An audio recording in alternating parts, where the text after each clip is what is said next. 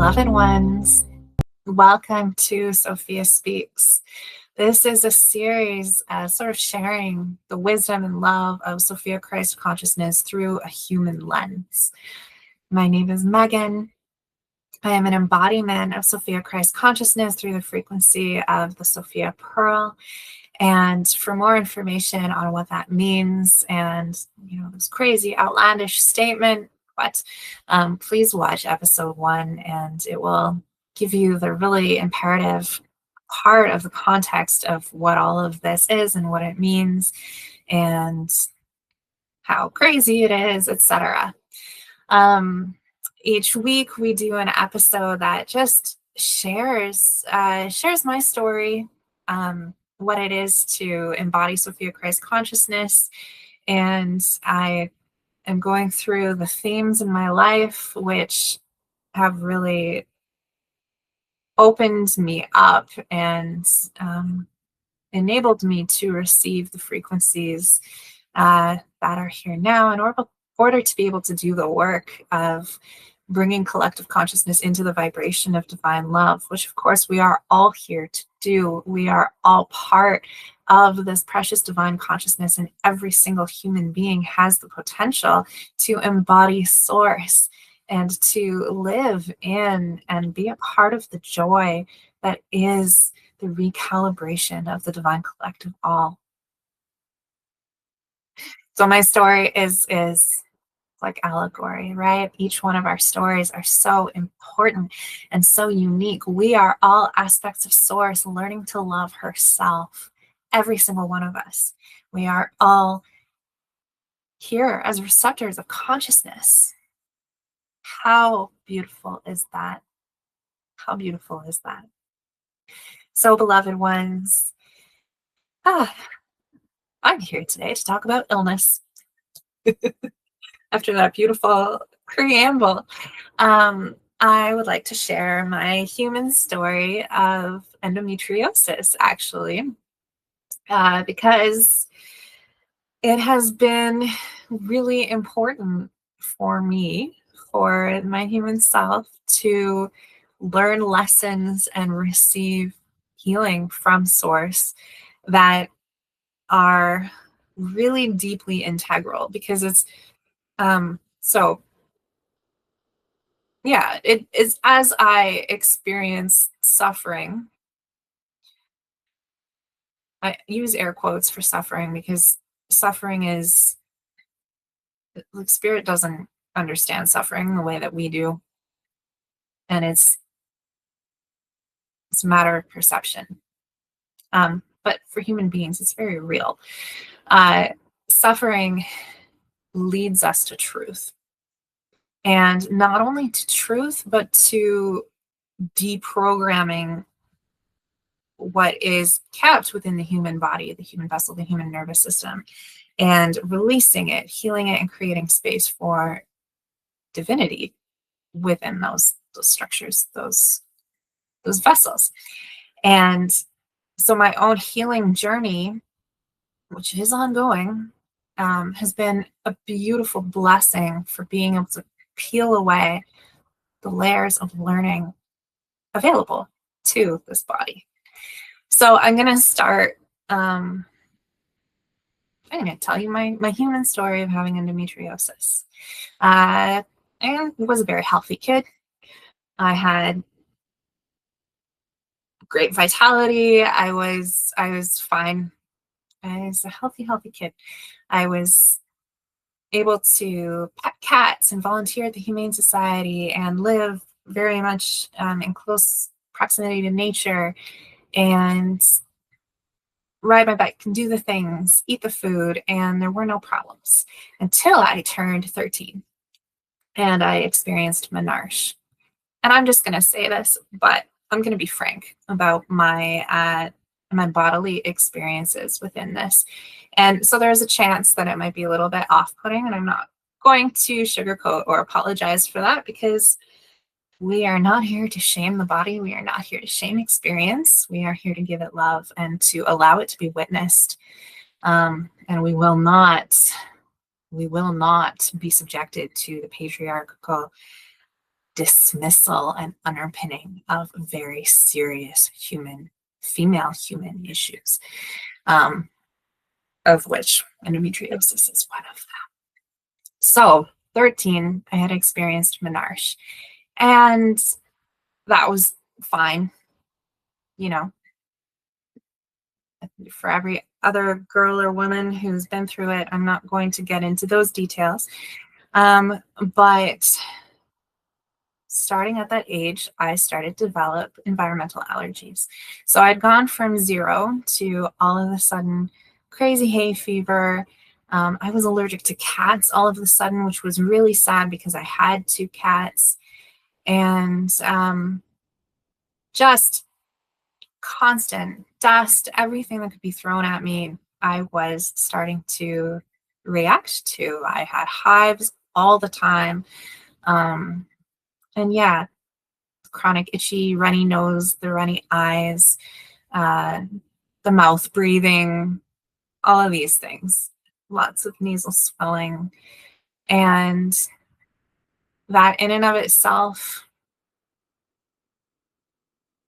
was manageable. We were at a stage in the development and the research that at least there was Claritin available.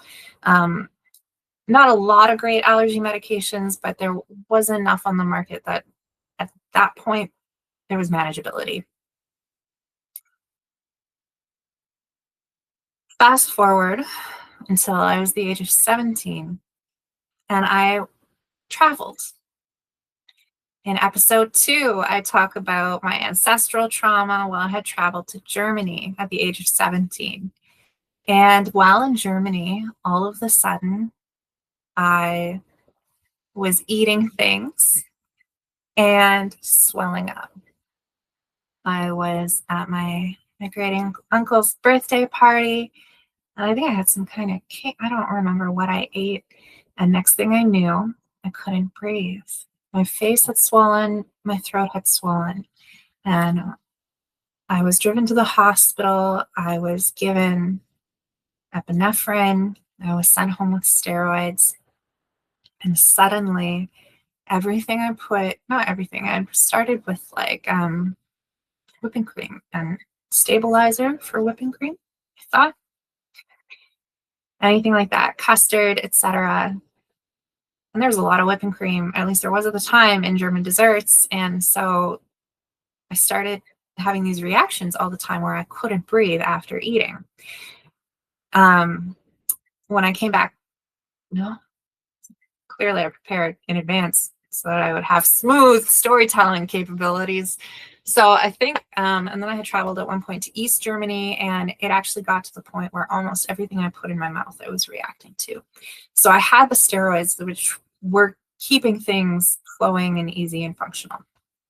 I got back to Canada, and that drug does not exist in Canada. At least it didn't at the time. And nobody I had gone to was able to assist in providing something that when I ate would mitigate the reaction. Back in Canada, it became every single food I put in my mouth, I would start to react to. I wouldn't be able to breathe. And I was in and out of the hospital so many times for this issue, and they weren't able to really help. It got to the point where I was living on Benadryl and rice for a little while, and I wish I was exaggerating, but that was like rice being the lowest, I guess, level of allergen, they thought, and Benadryl to sort of try to mitigate. We've learned more recently in I think the last 5 or 10 years, they've done research to show that Benadryl doesn't actually reduce swelling for that type of allergenic symptom. So please don't take this as medical advice. Don't do that. Benadryl is not the thing to do. Take Reactin, take Allegra, something else. So I'm told. I'm not. Don't take anything they say as medical advice. So yeah, that was rough. And then I started getting migraines. And they weren't just like 2 or 3 day migraines. They weren't, oh, put yourself in a dark room and it'll go away. No, these migraines, they came and they would last for 3 months at a time. And they would be pain spots. At one point, I had up to 9 different areas in my brain that were like the migraine throb. There was no drug on the planet that did anything to help. I was in and out of the hospital, getting regular shots of Demerol, did nothing to help. And I was absolutely stoned out of my mind, living in a dark room with a towel over my head. This was my final year of high school. I happened to be, if anyone remembers, the double cohort. I would have been the first year that they had just cut back to grade 12. I happened to stick around for grade 13. So the fact that like I didn't need to be in school anymore and technically was actually really beneficial. And I was able to do my homework and do my schoolwork at home insofar as I was capable, which was very limited. Anyway, so yeah, I was living life in the basement with a towel over my head, stoned out of my mind, in excruciating pain, and there was no explanation. We lived 2 hours away from the closest major hospital, so we'd have to drive there constantly and go in for MRIs, go in for all of these different tests they put us through, and doctors for the life of them could not figure out why I had these migraines. Eventually, I got so frustrated with conventional medicine. I don't know what it was. I think it was seeing a yoga VHS. Again, I had a very religious upbringing. I wasn't exposed to anything that was alternative. And so seeing this yoga VHS, it called to me and I watched it and I realized the world was so much bigger than the fishbowl that I had been living in. And so I began to explore meditation and yoga. And it was through meditation and yoga that I was able to cognitively get on the other side of the pain and at least have a relationship with it that wasn't a victim relationship. It was an empowered one. And that led me to going for acupuncture. And finally, through acupuncture, my migraines were healed. So, not being able to eat anything except rice, being in debilitating chronic pain, not being able to think a thought, let alone be in the world, right? And they didn't know what was causing any of this. Acupuncture gave me my life back. I went to university. And finally, in 4th year of university, so throughout university, I had other issues, but specifically related to this, I had really bad periods where I was incapacitated for days at a time. And but that was mostly the worst of it. But it was in 4th year university, I started to research my symptoms and I learned about endometriosis. And I was pretty floored because how come nobody could identify what was going on? We should have started with painful periods, which I don't know if I mentioned, but I had painful periods from the outset. We should have started there, but we didn't. And instead, I was schlepped around for years on end, having medical emergencies, so many hospital visits, so many tests, never conclusive. Everybody always telling me that I was making it up. Literally had who is now preeminent authority on these particular allergy symptoms, this allergist tell me that what I was experiencing was psychosomatic and it wasn't real. Who, like I said, is now the world expert in oh, this is real. So so frustrating not being able to get a diagnosis. And So I had finally, thankfully, by my fourth year of university, the internet had caught up and we could do our own research in terms of medical issues. And I finally put together that I had endometriosis. But frankly, the internet also said that they won't diagnose you with endometriosis. Keeping in mind, this is a long time ago, this is 20 years ago, they wouldn't diagnose you with endometriosis unless you were having fertility issues. And I was in no way, shape, or form in a position to be trying to have children. But I needed a diagnosis because I needed care. And I'm stressed out.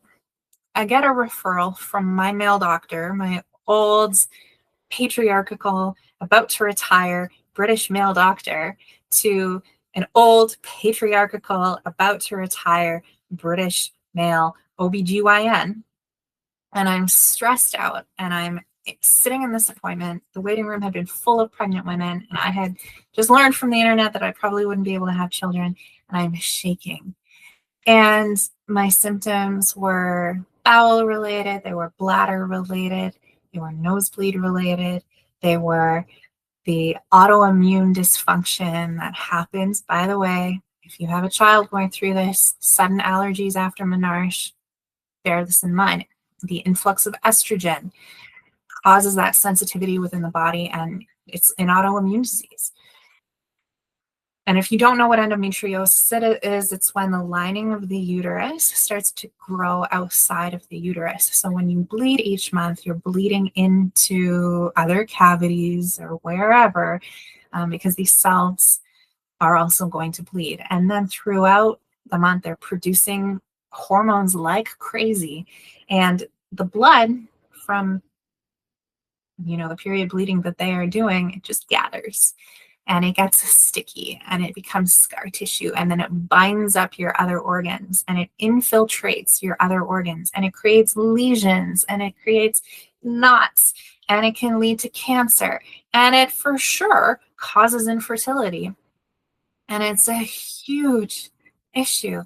And the beginnings of it also can result in migraines. So for people who are experiencing intense migraines in their early reproductive years, this is connected to something going on in the core of the body.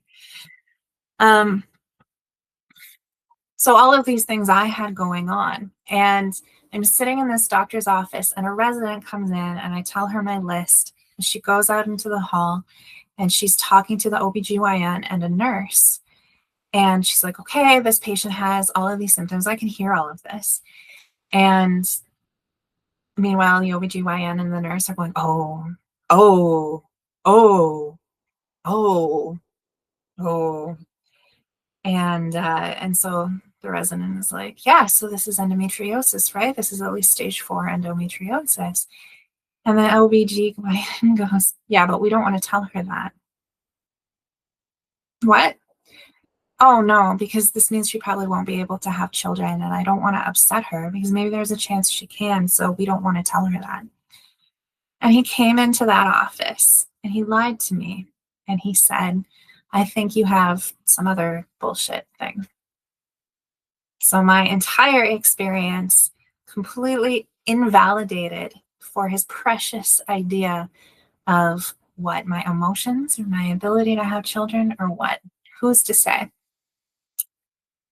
That was devastating. And that set back my ability to get a diagnosis and receive care because I was lied to. I went to my family doctor and I said this, and he denied that endometriosis was a potential diagnosis. I eventually confronted the OBGYN and he admitted that yes, this probably is what it is, but he wouldn't diagnose me. So it took years. I had to fire all of my doctors and I had to set up with a new doctor who was female, who finally took me seriously and helped me to look after my body in a way that was empowered and in a way that could actually lead to some sort of functional life.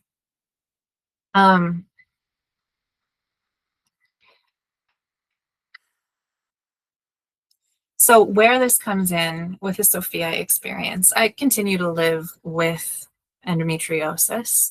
It continues to take out chunks of my life. There are times when, due to lesions, tearing, different organ stuff taking place, I'll lose weeks at a time, just through internal bleeding and having to give the body space as it comes up to that. My body's in a state of constant inflammation, and my nervous system is holding a lot in that as well.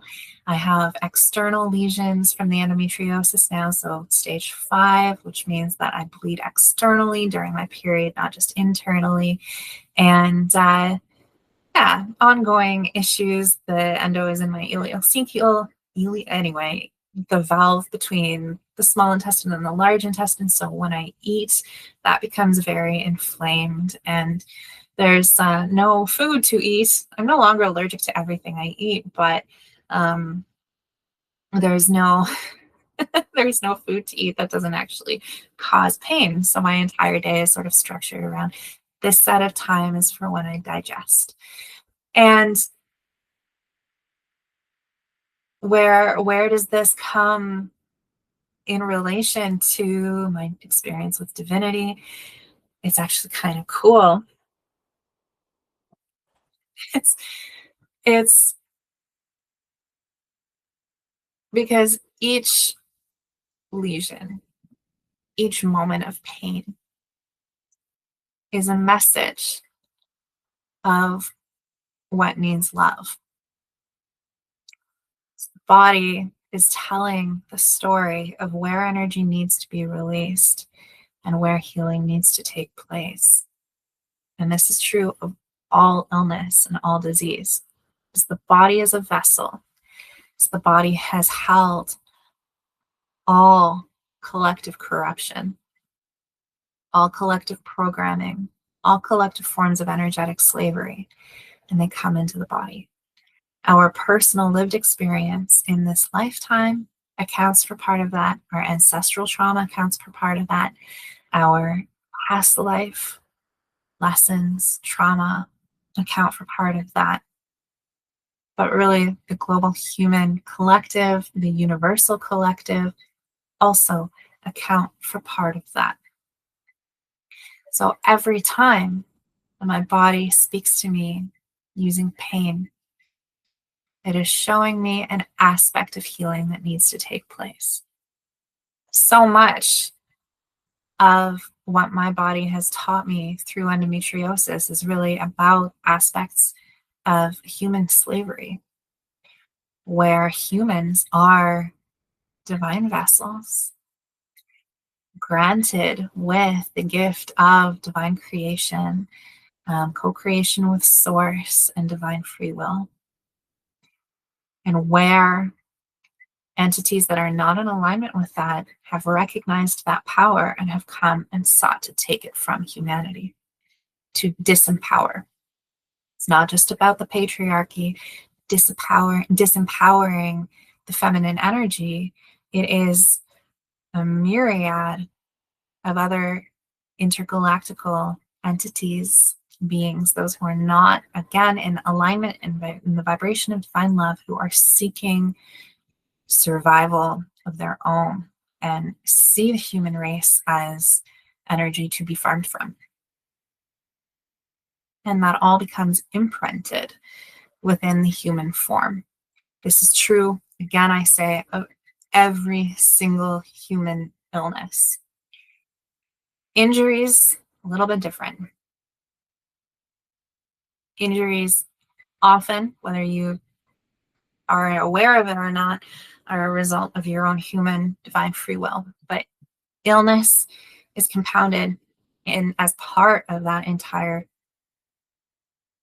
framework, the framework that is corrupt, that is not in alignment within divine love. And so as we move through illness, as we heal ourselves, we liberate ourselves. Excuse me. My endo has taught me about the wounds of scarcity.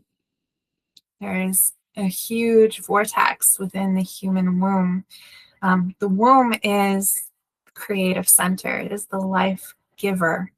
It is this way for human beings. This is where we birth, or where we create life. And, from the womb down through the root, then we have birth, and we create life, and we bring it into reality. When you manifest the beginning stages of that manifestation occur within the womb space.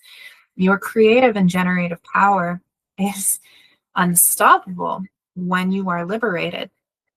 But in the meantime, there are forces that have discovered this, and there's like a wormhole or a wound that is situated in the womb to be able to create the energy of scarcity, the belief of scarcity, this idea of fear, this idea of there not being enough. And it's like a vortex in that space. As I'm speaking, you can probably feel it within your own womb space. So my endometriosis has taught me about that vortex. It has taught me who in my life has implanted it. And it taught me how to close it and how to heal it. And in turn, how to help you close it and how to heal it. For that specific thing, I'm going to point you to sophiapearl.com, the Divine Wellspring. You can heal that wound on your own, in your own time, and through that portal. You'll be able to heal the drain and heal the idea that there isn't enough. There is always enough, and abundance is always here to provide for us. But until that wound is closed, we cannot harness what is truly ours. So my endometriosis has taught me about that. My endometriosis has taught me about aspects where I am trying to be in control of my life, where I'm trying to control the narrative, control what happens to me, control how my family are looked after. And this is not tenable, because our ideas of control, again, are based on those old patriarchal structures. We cannot have true trust. We cannot have true release until we release control. My endometriosis has taught me about overgiving and the aspects of the divine feminine that because of patriarchal dominance, the divine feminine has been programmed, or human feminine beings on earth have been programmed to overgive and underreceive, to pour out of themselves, to pour out of their hearts, and not allow anything to come back. On the flip side, those that are not in alignment, those are on the corrupt patriarchal side, take without giving. They receive endlessly without giving of themselves. My endo has taught me about an incredible imbalance that has been caused because the divine feminine and the divine masculine in this place have not been here in alignment in divine love. My endo has taught me how to reassure my nervous system that no matter what is going on, whether I feel like I can't eat, I can't breathe, that I am still safe. That even though my body is in a world that doesn't feel like it's meant for it, the divine keeps me safe. My endo has taught me that when I am in alignment in divine love, that my thoughts are not my enemy, that the love and the compassion of the divine that come through me are a gift, and that allowing that frequency to come through where otherwise it would be clouded by mental cognition sets me free.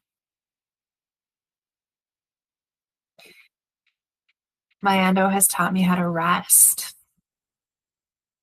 how to take time to let my body recharge. My endo has taught me how to be mindful in what I ingest in my body, to be mindful of how I move, and to be grateful for all of the moments where I feel the strength of my own sovereign energy running through my body. It has taught me, and it continues to teach me so much. It truly is a divine gift. Beloved ones, where you experience illness, where you experience hardship, remembering that it too is an opportunity, that our lens of suffering is very human and it's very real. We do not need to get caught up in it, that we can be empowered, that we can use what we are given to grow and to reform into our own liberation.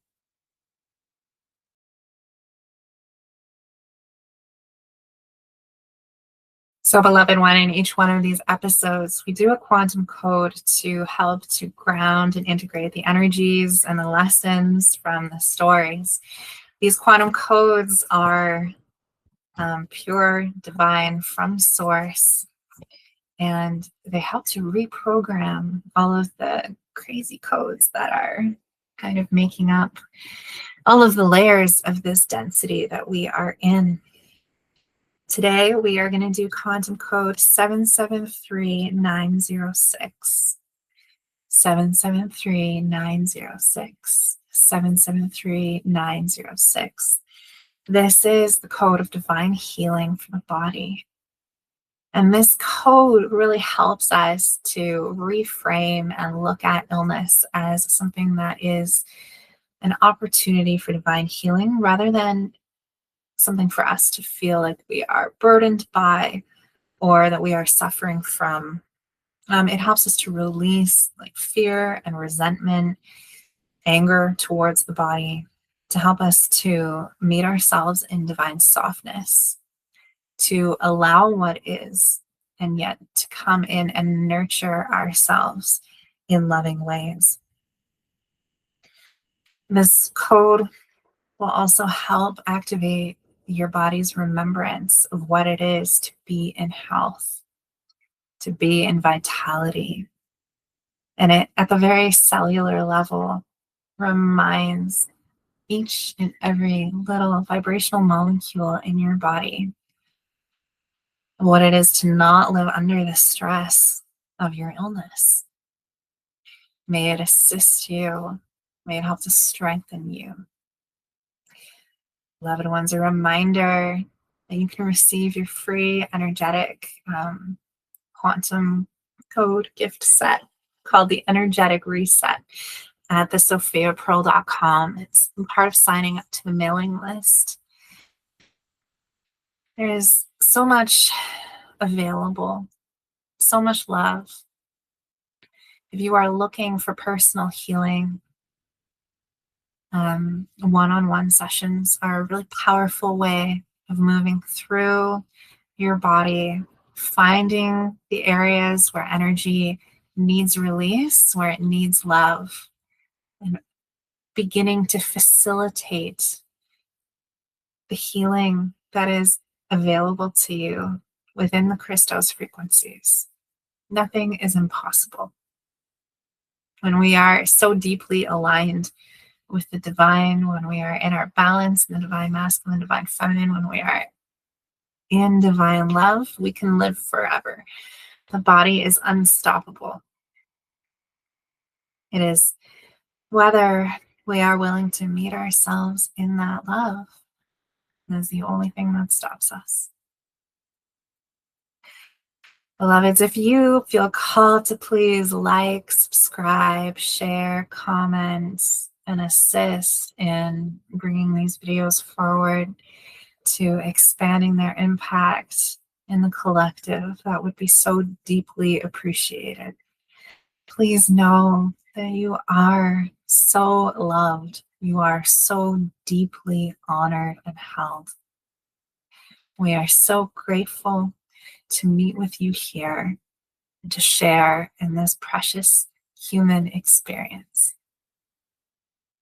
And I love you.